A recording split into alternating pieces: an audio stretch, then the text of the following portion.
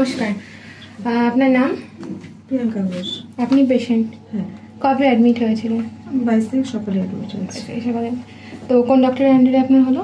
Doctor Rahul দাঁড়িয়াল আন্ডারে। কেমন লাগলো আমাদের পরিষেবা? খুব ভালো পরিষেবা। স্যারও খুব ভালো ছিলেন, কোনো আমার কোনো ত্রুটি হয়নি কোনো পরিষেবাতে। আজকে কয়দিন হলো আপনার বাচ্চা? 3 দিন। আপনার হাজবেন্ড? হ্যাঁ। স্যার আপনার নাম? আদিত্য ঘোষ।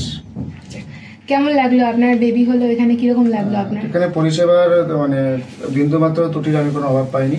আমি শুধু সোশ্যাল মিডিয়ার মাধ্যমে এটুকুই বলতে চাই যে কম খরচের মধ্যে এই যে সেটআপ বা এই যে পরিষেবা, এটা খুব কম জায়গাতেই পাওয়া যায় এবং আমরা খুবই হ্যাপি এই পরিষেবার উপরে।